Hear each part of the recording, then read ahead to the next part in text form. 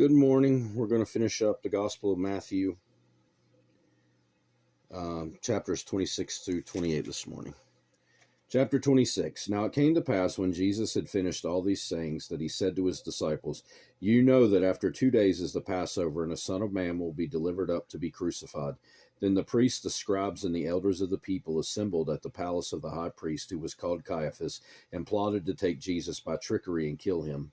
But they said, Not during the feast, lest there be an uproar among the people. And when Jesus was in Bethany at the house of Simon the leper, a woman came to him having an alabaster flask, a very costly fragrant oil. And she poured it on his head as he sat at the table. But when his disciples saw it, they were indignant, saying, Why this waste? For the fragrant oil might have been sold for much and given to the poor. But when Jesus was aware of it, he said to them, Why do you trouble the woman? For she has done a good work for me. For you have the poor with you always, but me you do not have always. For in pouring of this fragrant oil on my body, she did it for my burial. Assuredly I say to you, wherever this gospel is preached in the whole world, what this woman has done will also be told as a memorial to her. Then one of the 12, called Judas Iscariot, went to the chief priests and said, What are you willing to give me if I deliver him to you? And they counted out to him 30 pieces of silver. So from that time he sought opportunity to betray him. Now on the first day of the feast of the unleavened bread, the disciples came to Jesus, saying to him, Where do you want us to prepare for you to eat the Passover? And he said, Go into the city to a certain man and say to him, The teacher says, My time is at hand. I will keep the Passover at your house with my disciples. So the disciples did as Jesus had directed them, and they prepared the Passover. When evening had come, he sat down with the 12. Now as they were eating, he said, Assuredly I say to you, one of you will betray me. And they were exceedingly sorrowful, and each of them began to say to him, Lord, is it I?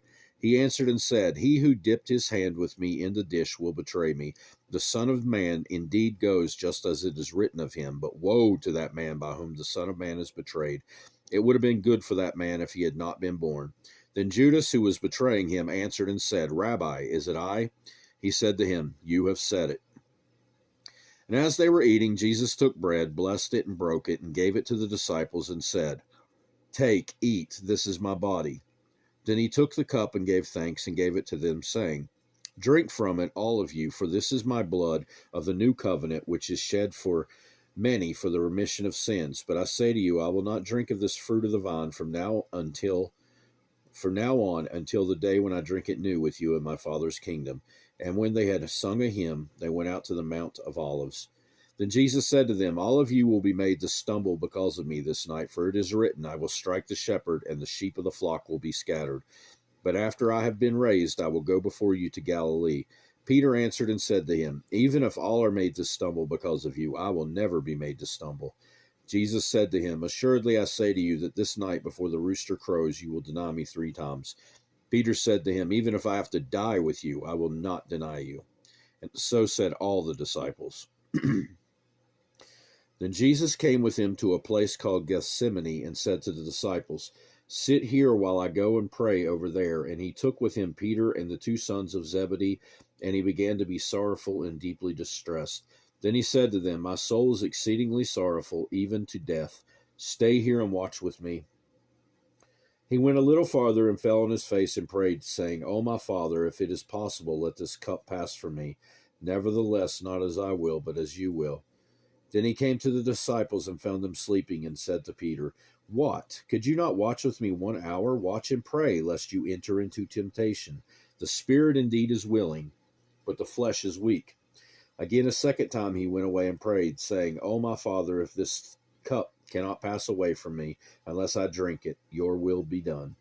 And he came and found them asleep again, for their eyes were heavy. So he left them, went away again, and prayed the 3rd time, saying the same words. Then he came to his disciples and said to them, Are you still sleeping and resting? Behold, the hour is at hand, and the Son of Man is being betrayed into the hands of sinners. Rise, let us be going. See, my betrayer is at hand. And while he was still speaking, behold, Judas, one of the 12, with a great multitude, with swords and clubs, came from the chief priest and elders of the people. Now his betrayer had given them a sign, saying, Whomever I kiss, he is the one. Seize him. Immediately he went up to Jesus and said, Greetings, Rabbi, and kissed him. But Jesus said to him, Friend, why have you come? Then they came and laid hands on Jesus and took him. And suddenly one of those who were with Jesus stretched out his hand and drew his sword and struck the servant of the high priest and cut off his ear. But Jesus said to him, "Put your sword in its place, for all who take the sword will perish by the sword.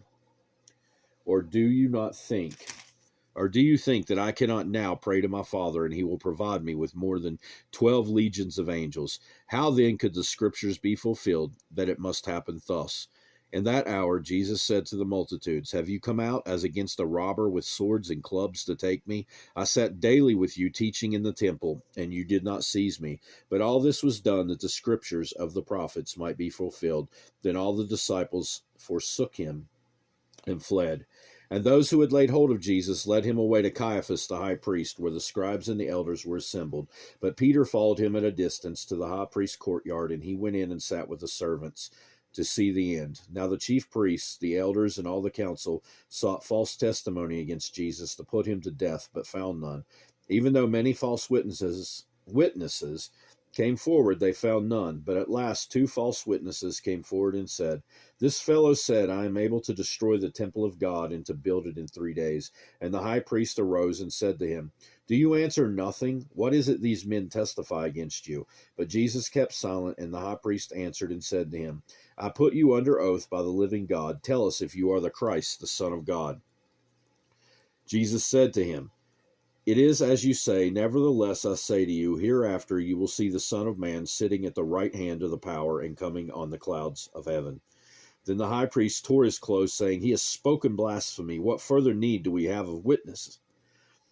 Look, now you have heard his blasphemy. What do you think?" They answered and said, "He is deserving of death." Then they spat in his face and beat him, and others struck him with the palms of their hands, saying, "Prophesy to us, Christ. Who is the one who struck you?" Now Peter sat outside in the courtyard, and a servant girl came to him, saying, "You also were with Jesus of Galilee." But he denied it before them all, saying, "I do not know what you were saying." And when he had gone out to the gateway, another girl saw him and said to those who were there, "This fellow also was with Jesus of Nazareth." But again he denied with an oath, "I do not know this man." And a little later those who stood by came up and said to Peter, "Surely you also are one of them, for your speech betrays you." Then he began to curse and swear, saying, "I do not know the man." Immediately a rooster crowed, and Peter remembered the word of Jesus, who had said to him, "Before the rooster crows, you will deny me 3 times." So he went out and wept bitterly. Chapter 27. When morning came, all the chief priests and elders of the people plotted against Jesus to put him to death. And when they had bound him, they led him away and delivered him to Pontius Pilate the governor. Then Judas, his betrayer, seeing that he had been condemned, was remorseful and brought back the 30 pieces of silver to the chief priests and elders, saying, "I have sinned by betraying innocent blood." And they said, "What is that to us? You see to it." Then he threw down the pieces of silver in the temple and departed and went and hanged himself. And the chief priests took the silver pieces and said, "It is not lawful to put them into the treasury, because they are the price of blood." And they consulted together and bought with them the potter's field to bury strangers in. Therefore that field has been called the field of blood to this day. Then was fulfilled what was spoken by Jeremiah the prophet, saying, "And they took the 30 pieces of silver, the value of him who was priced, whom they of the children of Israel priced, and gave them for the potter's field, as the Lord directed me." Now Jesus stood before the governor, and the governor asked him, saying, "Are you the king of the Jews?" He said to him, "It is as you say." And while he was being accused by the chief priests and elders, he answered nothing.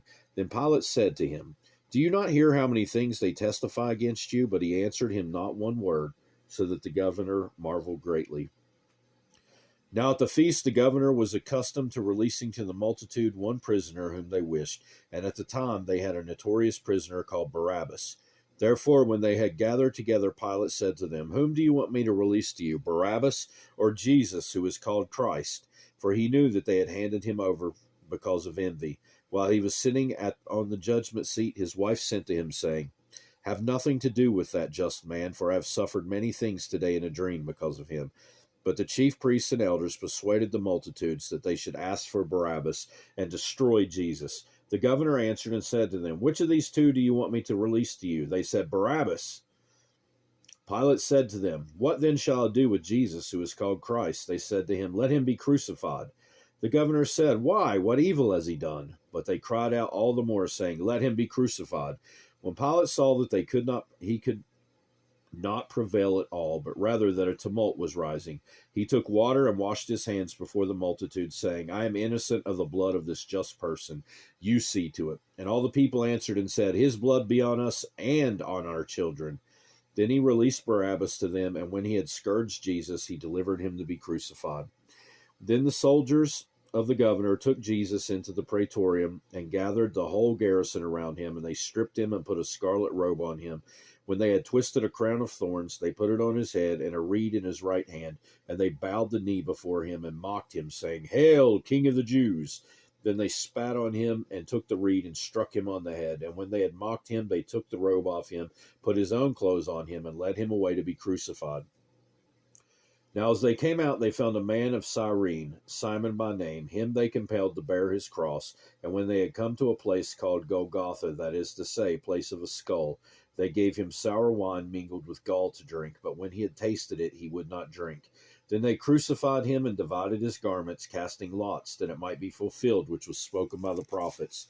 They divided my garments among them, and for my clothing they cast lots. Sitting down, they kept watch over him there, and they put up over his head the accusation written against him.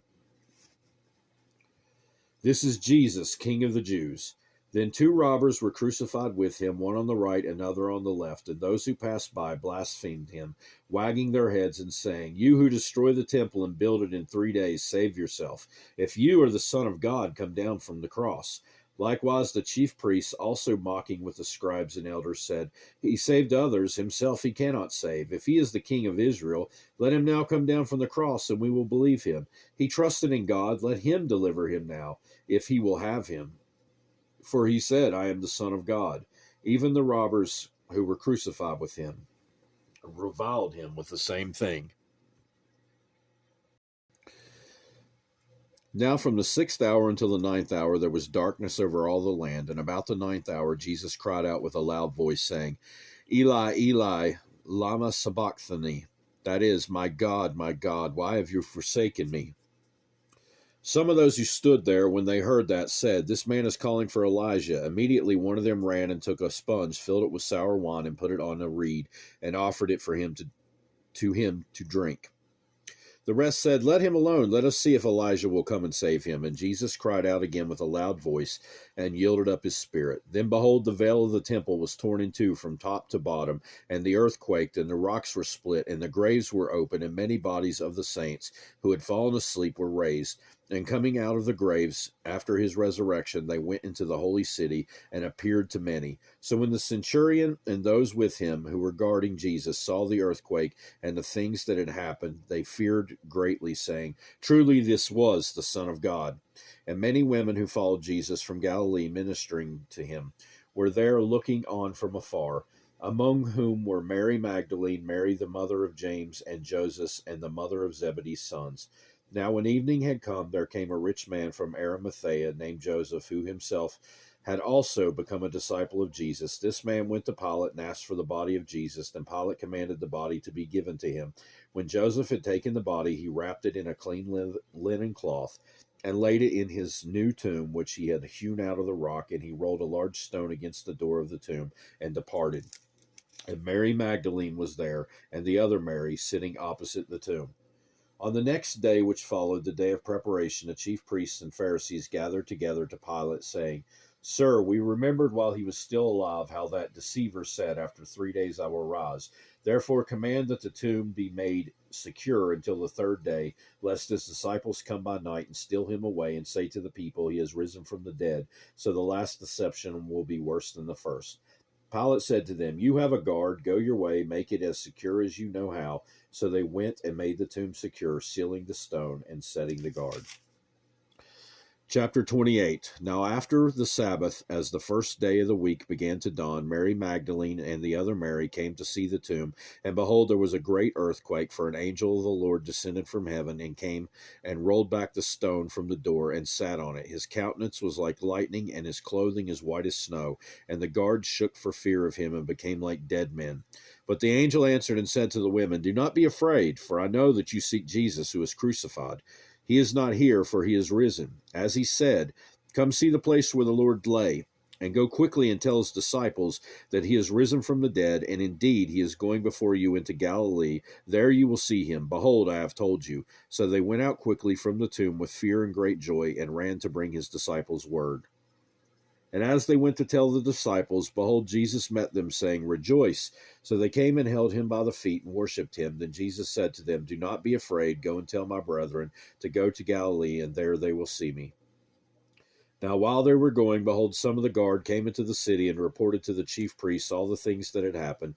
When they had assembled with the elders and consulted together, they gave a large sum of money to the soldiers, saying, "Tell them his disciples came at night and stole him away while we slept. And if this comes to the governor's ears, we will appease him and make you secure." So they took the money and did as they were instructed. And this saying is commonly reported among the Jews until this day.